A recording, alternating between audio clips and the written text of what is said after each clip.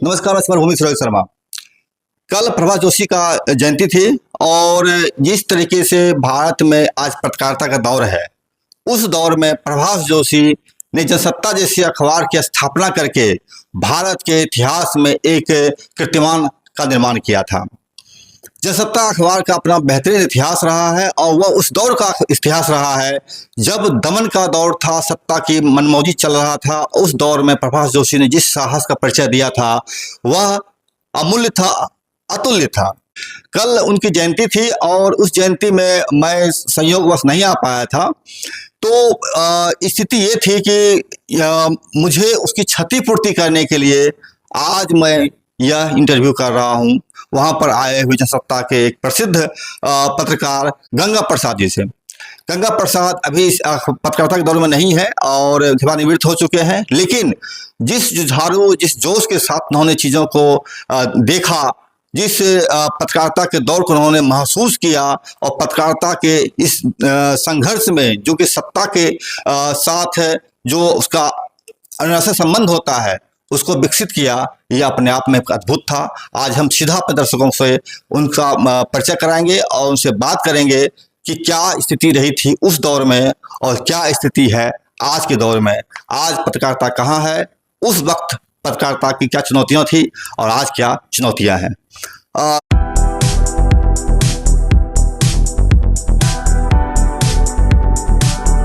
आपका बहुत बहुत स्वागत समभूमि में है। जी नमस्ते। सर, मैं चाहूँगा कि आप थोड़ा सा अपना एक संक्षिप्त परिचय हमारे दर्शकों को दे दें, क्योंकि हम चाहते हैं कि आपको लोग जान पाएं। देखिए, मैं 1970 से पत्रकारिता में हूँ। जब मैं एक अखबार के लिए काम कर रहा था, अखबार साप्ताहिक था, चौरंगी वार्ता, कलकत्ता से प्रकाशित, और वह समाजवादियों की पत्रिका थी। उसी समय से हमने पत्रकारिता आरंभ की। उसके बाद विभिन्न संगठनों से जुड़ा, जो संघर्ष करने वाले थे, व्यवस्था और सत्ता में परिवर्तन करने वाले थे, उनसे मेरा जुड़ा हुआ, और राजनीतिक पत्रकारिता हमने वहीं से आरंभ की। बाद में हम दिनमान, नई दुनिया, राजस्थान पत्रिका, दैनिक ट्रिब्यून से भी जुड़े। उस समय फ्रीलांस का दौर था, हम उसमें फ्रीलांसिंग करते थे। और 77 में रविवार कलकत्ता से प्रकाशित हुआ, फिर हम उससे जुड़ गए। सारे लोग जुड़े थे, हम नोवा टाइम्स से भी जुड़े थे, जनसत्ता से भी जुड़े। 80 के बाद हम नोवा टाइम्स और जनसत्ता से जुड़े। लेकिन हमने अस्थाई नौकरी, जब पटना से नोवा टाइम्स प्रकाशित हुआ 1986 से, तब हम उसमें अस्थाई नौकरी पत्रकार के तौर पे जुड़ गए। लेकिन हम जनसत्ता में लिखते रहे। बाद में जब नौकरी हो गई तो फिर हमने जनसत्ता में लिखना बंद कर दिया। जनसत्ता में हम गंगा शरण के नाम से लिखते थे और नवभारत टाइम्स में हम गंगा प्रसाद के नाम से लिखते थे। अच्छा, ये बहुत ही सुंदर इन्होंने छोटे शब्दों में बहुत ही चीज़ों को अर्थपूर्ण तरीके से रखे हैं। मुझे एक बताइए, जिस दौर में आप पत्रकारिता शुरू कर रहे थे और आप आज के दौर को देख पा रहे हैं, दोनों में क्या अंतर दिख रहा है आपको? देखिए, दोनों में आकाश पाताल का अंतर है। 70 के दशक में कहिए, 80 के दशक में एक उस समय एक आंदोलन का दौर था। जो युवक युवतियां थीं वो बदलाव के सपना देख रहे थे। लोकतांत्रिक बदलाव हो, समतावादी बदलाव हो, न्याय वाला बदलाव हो।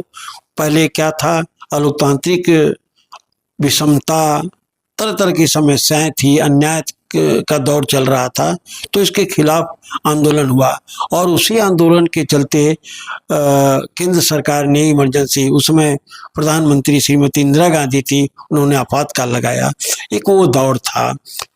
तो आपातकाल लगा, सत्ता का जो एक चरित्र होता है वह दमन, जो विरोध होता है उसका दमन करना चाहता है, सत्ता करना चाहती है, तो वो दौर था। आपातकाल लगा तो उसमें सारे जो दमन का दौर था वो चला, अखबारों पर भी खूब चला, और इससे एक सबक हुआ कि भाई अभिव्यक्ति की आज़ादी बनी रहे। तो 77 जब आपातकाल खत्म हुआ और सत्ता में परिवर्तन हुआ, नहीं सर, लेकिन व्यवस्था में परिवर्तन नहीं हुआ, लेकिन संघर्ष जारी रहा और आज भी संघर्ष है। सवाल है कि लोकतंत्र कि क्या कसौटी हो, तो उसमें एक कसौटी यह भी है कि अभिव्यक्ति की आज़ादी हो। अभिव्यक्त हम किसके माध्यम से करते हैं? अखबार के माध्यम से, पत्र पत्रिकाओं के माध्यम से, आजकल इलेक्ट्रॉनिक मीडिया का भी दौर चला है, उसके माध्यम से। तो सत्ता कभी भी नहीं चाहती है कि उसके विरोध में कोई अभिव्यक्त हो, कोई अभिव्यक्ति हो। तो वो हमेशा उसका एटीट्यूड होता है, उसका यह रवैया होता है कि वह अपने खिलाफ कुछ न बोलने दे। आज देखिए, जब आज अखबारों पर जो हमला हो रहा है, पहले भी होते थे, आज अखबारों पर हमला बढ़ा है और तरह तरह से उस पर दमन हुआ। केवल सत्ता की तरफ से एक प्रवृत्ति हुई है कि विरोध, जो ताकतवर हो अपने विरोध को बर्दाश्त नहीं करता है, एक समाज का चरित्र बन गया। सत्ता का तो चरित्र है ही। अब इसके अखबारों पर और तरह से हमला हुआ, वैश्वीकरण है, बाजारवाद है, इसमें एक जो व्यावसायिकता आई है वो अखबारों में आया। पहले दौर विज्ञापनों का दौर नहीं था, खबरों का दौर था। अब है कि पहले विज्ञापन, खबर पीछे। बिल्कुल, आपने बहुत ही बुनियादी चीजों को पकड़ा है। पहले विज्ञापन, अब खबर, कि ये जो है। मेरा एक सवाल रहेगा, अभी जिस तरह से सत्ता का एक नया ढंग चल रहा है, मसलन अभी एक पत्रकार हैं आपको छत्तीसगढ़ के, वो उन्होंने एक रोड पर एक रिपोर्टिंग किया और उनकी हत्या कर दी गई। अभी कल परसों की बात है, एक पत्रकार अजीत अंजुम है, जब वो यहाँ पर रिपोर्टिंग कर रहे थे, आपको ये जो चुनाव आयोग द्वारा दिया गया वोटर लिस्ट सूची का था, उन पर एफआईआर हो गया। तो पत्रकार क्या करे? भ्रष्टाचार का विरोध ना करे, आंखें मूंद ले, या क्या करे? सत्ता का चित्र किस रूप में दिखता है आपको? देखिए, पत्रकारिता और पत्रकार वो किसी चीज से बंधा हुआ है। किससे बंधा हुआ है? तो वो जिस अखबार में काम करता है उसके प्रबंधन से बंधा हुआ है, और प्रबंधन पर एक दबाव होता है सत्ता का, सरकार का। तो प्रबंधन और सरकार के बीच तो एक संबंध होता है, लेकिन जो पत्रकार है उससे संबंध नहीं होता है, वो नौकरी करता है। एक तो दबाव ये है, दूसरा दबाव है कि उसका जमीर कभी भी स्वीकार नहीं करेगा कि हम अभिव्यक्ति को रोके, लोकतांत्रिक जो मूल्य हैं हम उसके विरोध में जाए। यहीं पर जब वह नहीं मानता है, उसका जमीन स्वीकार नहीं करता है, और वह व्यक्ति की आज़ादी के तहत उस मानसिकता को लेके जब वो काम करता है तो उस पर हमला होता है। दो तरफा हमला होता है, एक सत्ता की तरफ से और दूसरी तरफ जो जहाँ पर वो है उसका साथ न देने की वजह से अपरोक्ष रूप से जो उस पर दबाव बनता है, वो भी एक प्रकार का हमला होता है।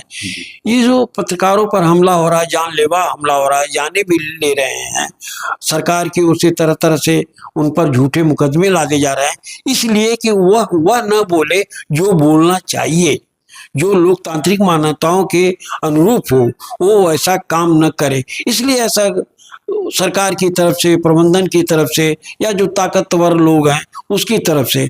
अब बताइए, जब लोकसभा में, विधानसभा में सत्तारूढ़ पार्टियां विपक्ष के आवाज को दबाती हैं, नहीं बोलने देती हैं, यहाँ तक कि यह चाहती है कि एक भी विपक्ष का आदमी ना हो, जहाँ पर यह वातावरण हो वहाँ बाहर क्या वातावरण होगा? वहाँ पर तो पत्रकारों जैसे लोगों पर हमला ही होगा। जी जी, ये एक चीज हम जानना था मुझे कि आज पत्रकारिता का जो दौर है, इसमें लोकतंत्र में कहा था चौथा खंभा कहा था पत्रकारिता को, लेकिन पत्रकारिता का जो नैतिक स्तर है कहीं न कहीं वो भी डाउनफॉल हुआ है। इसमें एक पत्रकार है रवीश कुमार, इन्होंने एक शब्द दिया था, गोदी मीडिया। तो गोदी मीडिया इस शब्द से कितना इत्तेफाक रखते हैं आप?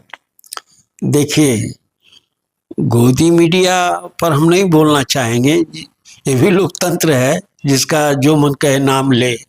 लेकिन सवाल ये है कि जो पत्रकार की स्थिति होनी चाहिए, क्या सचमुच में वैसी स्थिति है? जब देश चलाने वाली पार्टियों में, इनका धर्म है, पार्टियों में जब लोकतंत्र नहीं रह गया है, तो क्या अखबारों की दुनिया में लोकतंत्र बचेगा? आज अखबारों की दुनिया में, अखबारों के दफ्तर में ही लोकतंत्र नहीं रहा है। और जब अखबार के जो माध्यम है, अखबार वो एक माध्यम है, अभिव्यक्ति के माध्यम है, जब वो टूल की तरह काम करने लगते हैं तो ऐसी स्थिति होती है। तो टूल बने, ये स्थिति पैदा कर दी गई है। जब टूल की तरह माध्यम हो जाएंगे, संवाद के माध्यम हो जाएंगे, तो एक ऐसी स्थिति पैदा हो जाएगी, उसको आप जो कहें। अब देखिए पत्रकारों की क्या स्थिति है, वो क्यों कॉन्ट्रैक्ट पर रखे जा रहे हैं, क्यों नहीं वेज बोर्ड पर रखे जा रहे हैं? ये एक दबाव है कॉन्ट्रैक्ट पे। अब पत्रकारों की यूनियन थी पहले, सशक्त यूनियन थी, अगर कोई उनके खिलाफ काम होता था तो वो विरोध में आग खड़ी होती थी। आज यूनियन खत्म हो गई। प्रेस काउंसिल का क्या चेहरा है? जिस ढंग से पहले प्रेस क्लब मुखर होता था, क्या आज मुखर है? आप प्रेस क्लबों का हाल देखिए, केवल जमने का अड्डा बन गया है, एकदम उनके पास ताकत नहीं है। तो अगर आज पत्रकारों पर हमला हो रहा है और जिस ढंग से विरोध होना चाहिए, खासकर पत्रकार जमात विरोध जिस ढंग से कर सकें, जिस ताकत से कर सकें, क्या वह ताकत है? एक ऐसी बन गई है अभिव्यक्ति, पत्रकार के खिलाफ माने अभिव्यक्ति के खिलाफ वातावरण बन गया है। तो ऐसी स्थिति में आप गोदी मीडिया कहिए, कुछ भी मीडिया कहिए, सवाल है कि ये भी एक प्रकार का हमला है कि इनको इतना बाध्य कर दो कि हम जो चाहें वो करें, पत्रकार वो करें। अब विज्ञापन तरह तरह से दबाव बनता है, अखबार की जो व्यावसायिकता आ गई है अखबारों प्रबंधन में, उसके लिए तो पत्रकार जिम्मेवार नहीं है, तो प्रबंधन जिम्मेवार है। तो प्रबंधन चाहता है ज्यादा मुनाफा, और सरकार चाहती है कि हम उसी को विज्ञापन दें जो उसकी सुने। तो विज्ञापन देने की साजिश हो रही है, विज्ञापन देने की लेने की भी साजिश हो रही है। पत्रकार तो एक नौकरी करता है, उसको बाध्य किया गया है। तो जो पत्रकार उनकी शर्तों को स्वीकार नहीं करता है तो उस पर हमला होता है। पत्रकार जाए तो कहाँ जाए, कहाँ जाए, ये महत्वपूर्ण सवाल है। जाए तो कहाँ जाए पत्रकार? वहाँ में नहीं टिकने रहता है, यहाँ नहीं टिकने रहता है। एक मेरा सवाल रहेगा कि जिस दौर में आप पत्रकारिता कर रहे थे, उस दौर में आपको या तो लिखने का माध्यम था या फिर बाद में टीवी का माध्यम शुरू हुआ। लेकिन आज के दौर में जब एक नया भूकंप जैसा जब आईटी सेक्टर तैयार हुआ है, आपको इंटरनेट तैयार हुआ आपको, तो फेसबुक माध्यम बन गया, यूट्यूब माध्यम बन गया, या अन्य कई ट्विटर वगैरह माध्यम हो गया आपको पत्रकारिता करने का। तो आज के दौर में इस इंटरनेट के जो दौर है, जो हम भी खड़ा हो गए हैं, इस दौर में आप पत्रकारिता कहाँ देख पाते हैं? देखिए, हम इसको अलग अलग नहीं देखते हैं। अभिव्यक्ति के जो माध्यम है, ये माध्यम है, अखबार हो, पत्रिकाएं हो, इलेक्ट्रॉनिक मीडिया हो, यूट्यूब हो, ये सब एक माध्यम है। सवाल है माध्यम, इस माध्यम के जरिए आप किसी चीज को प्रकाशित करते हैं, किसी चीज को बाहर लाते हैं, किसी चीज को लोगों को बताते हैं।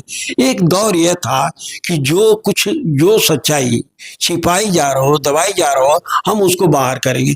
जो कोई बात कोई न जाने, हम उसको जनाते थे। आज उल्टी बात हो गई है।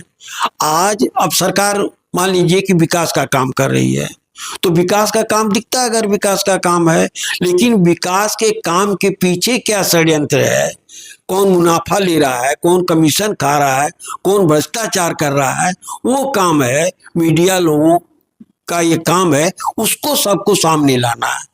और यही सत्ता वाले जो भ्रष्ट लोग हैं, जो चीजों को, सच्चाई को दबा के रखना चाहते हैं, वो चाहते हैं ऐसा न हो। यहीं पर एक तरह से अंदरूनी तौर पे युद्ध हो रहा है। जी, ये अंतर विरोध है, युद्ध हो रहा है। एक चीज जानना था मुझे कि अभी जो पत्रकारिता चल रहा है, आप देख पा रहे हैं कि एक तबका हुआ है जो कि सवर्ण तबका है, जातिवादी। दूसरा तबका वो है जो दलित। कुछ लोग बोलते हैं कि ये दलित पत्रकारिता है, कुछ लोग बोलते हैं ये सवर्ण पत्रकारिता है। तो ये दलित और सवर्ण पत्रकारिता की जो नैतिकता दिख रही है या विभेद बनाने की कोशिश की जा रही है, ये काल्पनिक है या वास्तविक है? देखिए, ये इसको समझना पड़ेगा। ये दो चार शब्दों में तो नहीं कहा जा सकता, लेकिन मैं कोशिश कर रहा हूँ। ये मनुसंस्कृति की बात है। हमारे समाज में जो कंस्ट्रक्शन है वो जात के आधार पर, वर्ग के आधार पर है, विषमता के आधार पर है। और ये जात वर्ग बड़े आयाम है विषमता के, ये विषमता की देन है। तो जो हमारी मानसिकता विषमता के आधार पर बनी है, हमारा समाज बना है, हमारा परिवार बना है और हमारी मानसिकता बनी है, तो इसी का फल है कि हम किसी को स्वर्ण कह रहे हैं, किसी को दलित कह रहे हैं। ये विषमता के कारण ही ऐसा है। तो ये कहना पत्रकार पत्रकार होता है। अब साहित्य साहित्य है, तो एक साहित्य, आदिवासी साहित्य हो, आदिवासी साहित्य नहीं, दलित साहित्य हो, ये महिला साहित्य हो, ये पुरुष साहित्य हो, ये सवर्ण साहित्य हो, पिछड़ा अगड़ा साहित्य हो, तो ये कहना बहुत ही गलत है, ये अलोकतांत्रिक है, अन्याय है, ये विषमता का ही देन है। ये बिल्कुल इसको एक तरह से, अगर जो कोई भी लोकतंत्र से प्रेम रखता है, लोकतांत्रिक व्यक्ति है, मानसिकता का है, ये सिरे से उसको खारिज करेगा। सवाल है कि ये सब इसलिए है कि समाज में विषमता है, और विषमता इसलिए है कि मनुवादी संस्कृति के कारण है। जी, बहुत सुंदर चीज़ कहा आपने सर। मुझे एक चीज़ जानना था कि आप जिस दौर में पत्रकारिता शुरू किए थे, उसी दौर में या उसके बाद के दौर में जो है जेपी मूवमेंट आपने देखा, आपने बंगाल में जो नक्सलवादी मूवमेंट चला था जावेद मजूमदार के नेतृत्व में नक्सलवादियों का, वो मूवमेंट देखा। आफ्टर देन बढ़ता हुआ अपने बिहार में एमसीसी और पीपुल्स वार ग्रुप का संघर्ष देखा, जिसमें कि बहुत सारे भूमिहार सेना और रणवीर सेना बनाए गए थे। वहाँ बहुत हजारों नरसंहारें हुई, सैकड़ों नरसंहार वो लोग मारे गए। अभी माओवादियों का मूवमेंट चल रहा है, जो कि आदिवासियों को उजाड़ने के नाम पर की जा रही है। तो क्या ये जो आंदोलन है, जो चाहे जेपी का आंदोलन हो या नक्सलवादियों का आंदोलन हो या माओवादियों का आंदोलन हो, क्या ये आंदोलन पत्रकारिता प्रभावित करता है? कितना प्रभावित करता है? देखिए, पत्रकारिता को ये आंदोलन प्रभावित नहीं करता है। ये पत्रकारिता इसलिए है कि ये आंदोलन हो रहे हैं, जन आंदोलन हो रहे हैं, तो जन आंदोलन पत्रकार एक है, उस आंदोलन को, उसकी रिपोर्टिंग करता है, वो सारे लोगों को बताता है। तो जहाँ आंदोलन होगा वहाँ पत्रकार होगा, कहीं भी पत्रकार होगा। तो आंदोलन और ये दोनों चीज़ अलग। आंदोलन है तो सारे समाज है, सारे लोग हैं, पत्रकार भी उसमें है, पत्रकार भी आएगा, कवर करेगा। सवाल है कि जो आंदोलन हो रहा है, किस लिए आंदोलन हो रहा है? समाज में अव्यवस्था है, व्यवस्था नाम की कोई चीज़ नहीं है। सरकार में जो लोग हैं वो ऐसा काम कर रहे हैं जो लोकतांत्रिक नहीं है, इसलिए आंदोलन हो रहा है। नक्सल आंदोलन क्यों हुआ? वो अपने स्वार्थ के लिए तो नहीं कर रहे थे, जो समस्याएं थी उसी को लेके कर रहे थे। बिहार आंदोलन हुआ, जो समस्याएं थी उसी के लिए कर रहे थे। सरकार इसका दमन करना चाहती थी। आज भी जो आंदोलन हो रहे हैं, किस लिए आंदोलन है? समस्याएं हैं इसलिए आंदोलन हो रही है, और जो सत्ता उसका दमन कर रही है। तो पत्रकार तो कवर करता है, वो बताता है क्या स्थिति है। वो उसका काम तो केवल अभिव्यक्त करना है, माध्यम है वो, केवल एक माध्यम। यहाँ से लेकर के वहां तक चीजों को पहुंचाने का काम उसका है। उसमें भी अगर बाधा पहुंचती है, सत्ता काम कोशिश करती है बाधा पहुंचाती रहे और ये माध्यम टूटता रहे। मेरा एक सवाल रहेगा, संविधान के दायरे में, लोकतंत्र के दायरे में पत्रकारों के पास बहुत सारी सुविधाएं नहीं होती है, जानकारियां कई बार नहीं हो पाता है।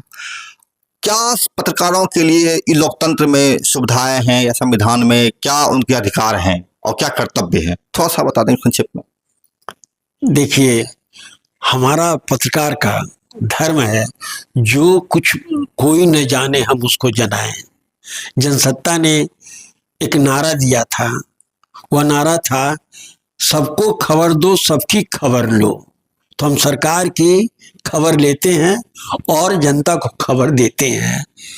तो ये दो नारों पर ध्यान रखिए कि जो न कोई जाने हम उसको जनाएं, और हम सबको खबर दें, सबकी खबर ले। इसी से साफ हो जाता है। और देखिए, पत्रकारों को फैसिलिटी, देखिए एक ज़माना था, खबरें कभी भी पॉजिटिव नहीं होती हैं, निगेटिव होती हैं। आज एक दौर चला है कि नहीं, खबरें पॉजिटिव होनी चाहिए। इसका मतलब कि खबरें अलोकतांत्रिक होनी चाहिए, सत्ता के समर्थन होना चाहिए। हाँ, तो खबर वो खबर नहीं है। खबर कभी भी, खबरें वही खबर होती हैं जो निगेटिव होती हैं। हम वो चीज बताते हैं जो नहीं होना चाहिए। जो होना चाहिए हम उसको क्या बताएंगे, वो तो सब जानते हैं। जो नहीं हो रहा है, जो होना चाहिए, हम उसको बताएंगे। ये होती है खबर, ये होती है पत्रकारिता। तो आपका कहना चाह रहा है कि पत्रकार सदैव सत्ता के खिलाफ खड़ी होती है? सत्ता की बात नहीं है। अगर सत्ता अच्छा काम करती है, सब लोग जानेंगे। हमारा काम ये है कि जो चीज होनी चाहिए वो न हो, तो हम बताएंगे कि ये होना चाहिए। ये हमारा धर्म है। और अगर सचमुच में लोकतांत्रिक मूल्य नहीं टूटते, उसके खिलाफ काम नहीं होता, सरकारी अभिव्यक्त की आज़ादी पर हमला नहीं करती तो फिर ये नौबत ही नहीं आती। और पत्रकारों को क्या सुविधा चाहिए, उसको पहली ये सुविधा चाहिए, सरकार का धर्म होता है कि हमारी सच्चाई बाहर आए, जो बाहर लाए हम उसको पूरी सहूलियत दें, उसको अधिकार दें। इसी अधिकार पर हमला हो रहा है। नियम कानून बनाए गए हैं, प्रेस काउंसिल क्यों है? अब व्यक्ति की आज़ादी का मतलब क्या होता है? संविधान ने सारा अधिकार दिया हुआ है, लेकिन सत्ता उस अधिकार को खत्म करना चाहते हैं, यानी वो तानाशाह है, तानाशाही लानी चाहती है। यही तानाशाही है, और दूसरी तानाशाही और क्या हो सकती है? बस अंतिम सवाल मेरा रहेगा एक चीज, लोग बोलते हैं कि 75 में आपातकाल लगा था, इंदिरा गांधी लगाई थी। कुछ लोग ये भी बोलते हैं कि आज अघोषित आपातकाल है। तो उस दौर में जब आप आपातकाल दरमियान काम कर रहे थे और आज जब अघोषित आपातकाल है, आपातकाल नहीं है, पत्रकार काम कर रहे हैं, दोनों में क्या देखते हैं अंतर बुनियादी तौर पर? बुनियादी तौर पर कि आपातकाल में सब कुछ खुला हुआ था, लोग विरोध भी कर रहे थे, संघर्ष भी था। आज इसका मतलब जो तानाशाही एक साजिश के तहत ला रही है, ऐसी साजिश के तहत लाई जा रही है कि तानाशाही भी और आपको लगे भी नहीं तानाशाही है, आप सीधे तौर पे बता भी नहीं सके। ये तो और विकट स्थिति है, ये तो और घिनौनी स्थिति है। बहुत बहुत शुक्रिया आपका। इन्होंने बहुत ही सुंदर शब्दों में बताया कि ये एक बुनियादी फर्क है, आज की सत्ता का घिनौना चित्र किस तरह से पत्रकारिता को तहस नहस कर रहा है।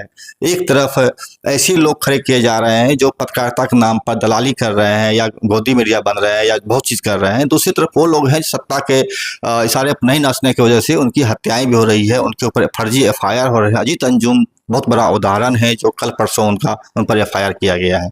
ये एक बहुत बड़ी बात है। और सत्ता का चरित्र, सत्ता के पास बहुत सारे संसाधन होते हैं, बहुत सारे पैसे होते हैं, उनको अपनी उपलब्धियां गिराने के लिए लाखों करोड़ों अरबों रुपये होते हैं, उड़ाते भी हैं, उसे विज्ञापन करते हैं, उसमें होर्डिंग लगाते हैं, उसमें पोस्टर लगाते हैं, चिपकाते हैं, लोग बताते हैं। लेकिन जनता की जो समस्याएं होती है, जनता की समस्याएं को बताने के लिए एकमात्र माध्यम पत्रकार होता है। अगर उस पर ही हमला हो रहा है तो फिर जनता कहाँ जाएगी? पत्रकार का तो जो होना है होबे करेगा, जनता कहाँ जाएगी? ससुरा सवाल रहेगा। और लोकतंत्र कहाँ रहेगा? ये भी बात सवाल रहेगा। बहुत बहुत बहुत शुक्रिया आपका, आपने बताया। आपको बहुत बहुत धन्यवाद। विदा लेते हैं। आप दर्शक देखें, चीज़ों को महसूस करें और इस पर मंथन भी करें और बताएं, कमेंट करें, इसको लाइक करें, शेयर करें और बताएं लोगों को क्या स्थिति चल रही है। बहुत बहुत शुक्रिया। नमस्कार आपको।